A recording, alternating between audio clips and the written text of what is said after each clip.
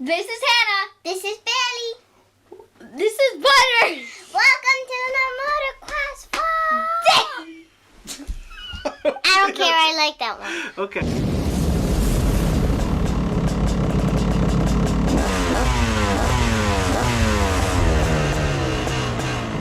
Hello and welcome back to the Motocross Vault. My name is Tony Blazier, and what this video is going to cover is a look back at Honda's all-new CR125R for 1993. Now, this was the first year for the all-new redesign on the 125. The year before, the 250 had got a very similar update, and this year they kept the motor basically the same, but it has an all-new chassis, updated bodywork, great looking machine. I have a fair amount of experience riding these CRs in this era. I had a CR125 in 1990. My best buddy ended up buying a 94 CR125, which is very similar to this one, and they were really fun bikes. There wasn't a lot of low-end torque. I mean, you had to really kind of commit to keep the thing in the power band, but once it was on the pipe, it was really fast. These things were rockets at the time. Suspension, not so great, but they were super fun bikes to ride. I loved riding. I loved my CRs. Like I said, I had several of the 125s and 250s over the years, and this 93 was one of the best of its era for sure. Like I said, it wasn't perfect. There was probably still some bikes that were a little easier to ride here in 93, particularly the Kawasaki and the Suzuki were much easier to ride. It was still a faster bike than them, though. It just depends, depends on what you're looking for. If you're looking for a fast pro-oriented bike, I think the Honda was the best machine by far here in 93.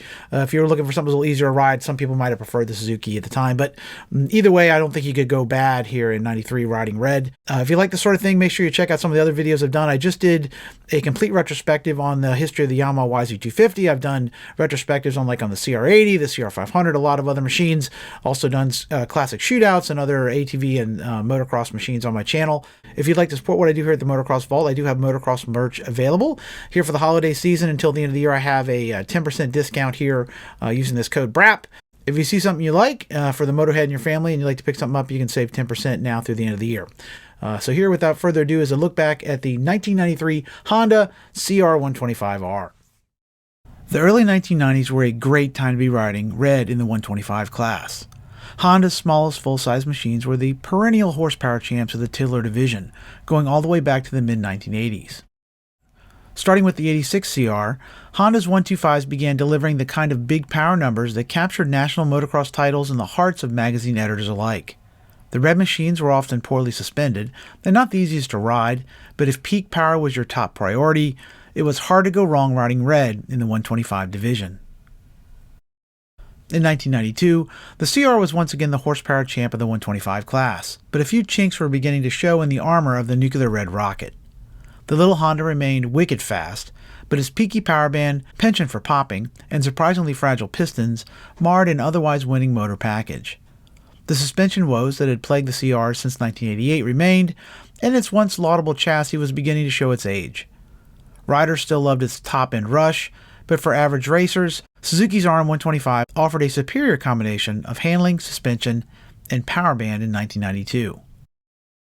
After a year of minor updates in 92, Honda's engineers were ready to pull out all the stops for their 125 racer in 1993. In 92, the CR received a bold new look, but its bodywork was largely unchanged aside from the move to a controversial shade of neon red, Honda coined nuclear red. The new bodywork made the CR look more changed than it actually was, and not everyone at the time was a fan of the quickly fading shade of red Honda chose for their 92 machines. For 1993, Honda addressed the fading concerns by reformulating the dye to be less pink and more resistant to fading. The nuclear red remained glowing, but it was slightly more orange than the year before. In addition to the new color, Honda dialed up an all-new frame designed to both improve the CR's tight track manners and calm down its notorious high speed and stability. The new chromoly steel frame featured stronger tubing with an additional gusseting to fight flex, a problem the CR250R had suffered from a year before with its similar all-new chassis. It also had a larger steering head bearing, a 0.5 degrees decrease in rake, and 6 mm less of trail than in 1992. The fork offset was also changed from 22 mm to 24 mm, and the wheelbase was extended 0.2 inches to a total of 57 inches for 1993. Sitting on top of the redesigned frame was all new bodywork borrowed from the 92 CR250R. The new tank and shrouds were slimmer and lower, with a flowing design that worked much better with the white neon color combo scheme than the old 91 plastic had. The seat was longer and flatter, with 10% denser foam and a 0.2 mm thicker seat cover to improve comfort and durability. Interestingly, the 125 stock saddle was an inch taller than the seat found in the CR250 in 1993.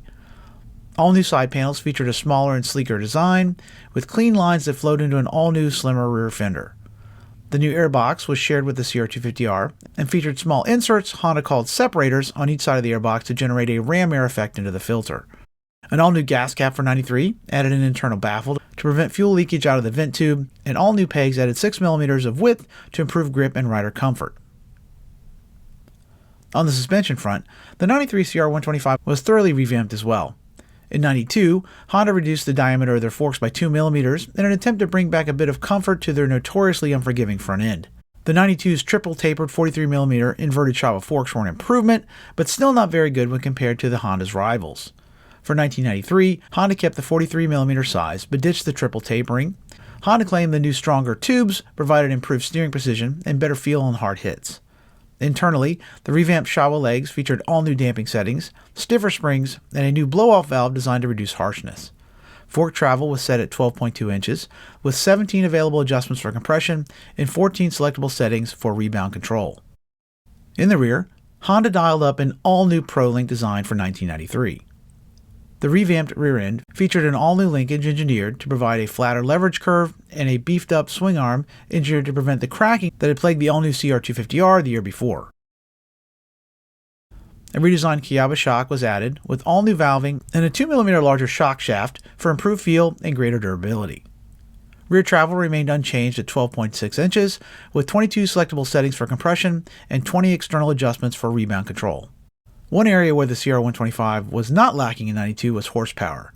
The 124cc Case Reed mill delivered tons of top-end pull, but very little in the way of low-end torque. When it was on the pipe, it was nearly untouchable, but keeping it at full boil required skill and commitment by the rider. For 1993, Honda looked to broaden the CR's power band and improve its reliability.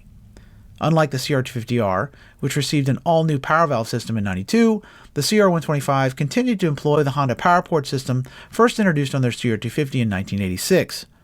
Using a set of sliding guillotine valves to alter exhaust port timing, the HPP lacked the exhaust valve resonance chamber employed on the new CR250R motor designed to boost low-end torque.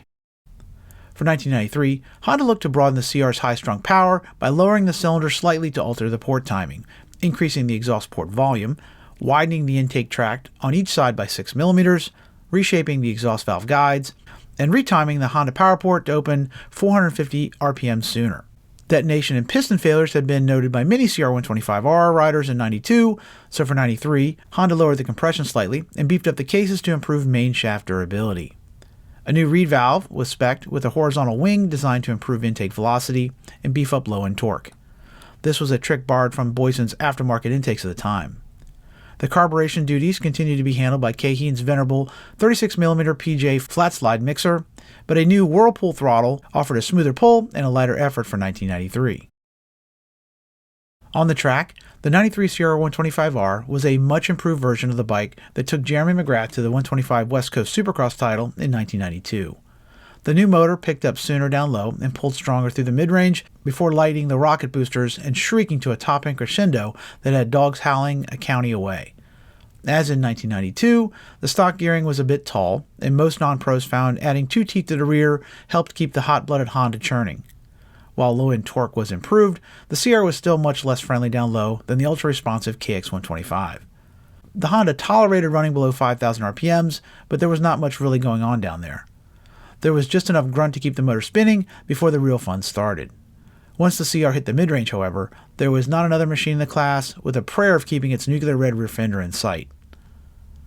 It was quasar fast on top, and a huge advantage if you had the talent to keep its high RPM power band at full song. While the CR125R's motor was the unanimous pick of fast experts and pros, it remained a bit of a challenge to use effectively for less experienced 125 pilots. Even if you geared it down, there was not a lot of snap down low, and the RM and KX were far easier to ride if you lacked the skill to keep it pinned out of every corner. Just hammering the clutch was not always enough to wake up the high-strung CR's power band, and if you shifted too soon or failed to keep your speed up in a turn, you might find a green or yellow machine roosting past you as you tried to find your way back out of the land of bog. Thankfully, however, the CR's clutch was up to a lot of abuse, and its transmission was well-spaced and flawless in action. Once you learned to carry a bit more speed and keep the RPMs up, the CR125's motor was almost an unfair advantage. It was equal parts fast and demanding, with a bit of a learning curve that rewarded bravado and punished timidity. If you had the talent and experience to effectively use its power, it was by far the fastest 125 motor in the class, but if you lacked that level of commitment, then the easier to ride RM or KX were probably going to be a better fit. On the chassis front, the CR125R was even more impressively improved for 1993. The previous Honda was a decent handler, but most riders felt the RM outplayed the Honda at its own game in 1992. For 93, Honda pulled out all the stops in a campaign to reclaim the title of King of the Quick Handlers. The new stiffer frame, revised geometry, and revamped ergonomics were all aimed at bringing back Honda's legendary ownership of the inside line. Once again, this mission proved to be a tremendous success. The new chassis was incredibly responsive, with quick turning manners that bordered on effortless. The CR's front end stuck like glue and carved circles around the green and white competition. The all-new 93 RM125 was equally quick, but most riders preferred the more plain feel of the Honda's chassis and turns. The revamped layout was super comfortable and slim, with the best seat and excellent ergonomics. Jumping the Honda was just as effortless, with a light feel and flickable personality. As with most Honda machines of the previous decade, the newest CR125 remained a bit of a handful when coming down from speed, however. Unlike the RM, which always felt a bit busy, the new CR was happy when going fast, but less sure-footed once it was time to slow things back down. Under braking, the CR continued to suffer from occasional bouts of headshake that were scary enough to elicit a second moto change of shorts. Once the front end started dancing, the rider was pretty much along for the ride until the party stopped or a snow fence got in the way. The front end oscillations were a bit less frequent than the year before, but the CR remained the Coney Island thrill ride of the 125 class. Longtime Honda riders seemed to accept the CR's penchant for headshake as a fair trade-off for its remarkably quick turning, but not everyone was as comfortable with its random fits of front-end schizophrenia. On the suspension front, the CR was improved but still not particularly good in 1993. The revamped forks remained harsh in the mid-stroke and uncompliant in the rough. They took big hits well, but transmitted far too much of the track back to the rider's wrists for most racers' tastes. Fast guys could find settings that they were happy with, but pretty much everyone else was beat to death if the track was choppy and rough. They were the best CR125 forks since 1988, but they were still the worst forks available in the 125 class in 1993. Out back, things were a bit better for Honda pilots in 93. The new KYB shock was not particularly plush, but it did a good job of handling big jumps and deep whoops. Fast and aggressive riders could charge the track without any fear of the damper blowing through its stroke or kicking suddenly. Much like the forks, it was small chop and braking bumps that most flummoxed its stock settings.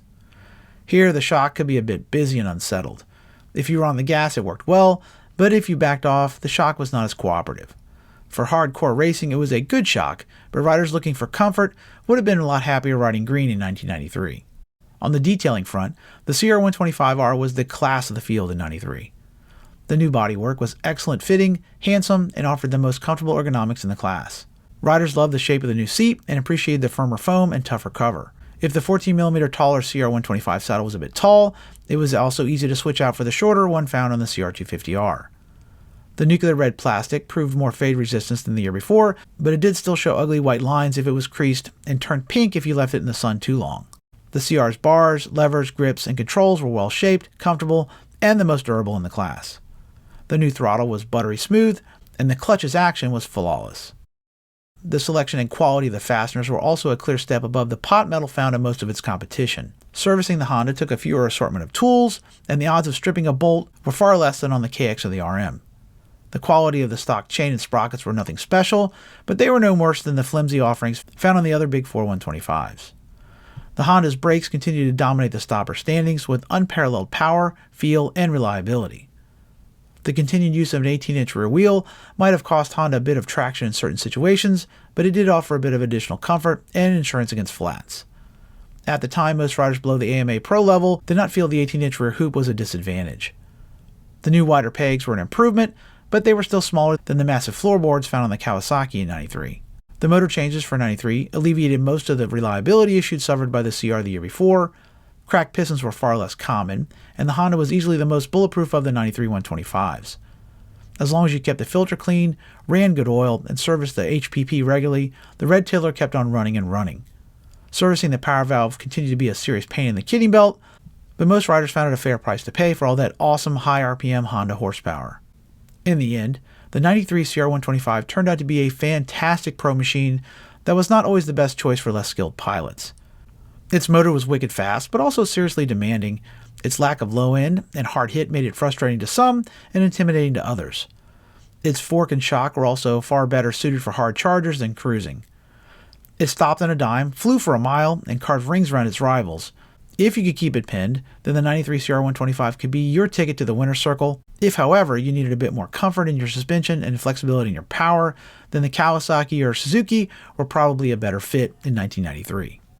So there you have it. This is a look back at the all-new CR125R for 1993, a machine that was very well loved in its era.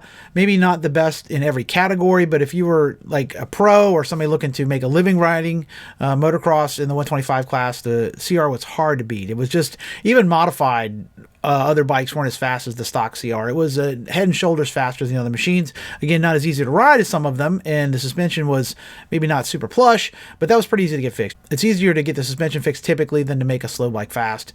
If you ride a Yamaha in this era, unless you were Jeff Emig, you were really in a world of hurt if you had to go against somebody on a CR125. It just was almost an unfair advantage in this era in the early 90s. Thanks to everyone for all the comments you share. I read all of them. I certainly appreciate the support, and if you'd like to share this on social media, I would very much appreciate it. Until we meet again, this is Tony Blazier for the Motocross Vault. Keep the rubber side down. Peace.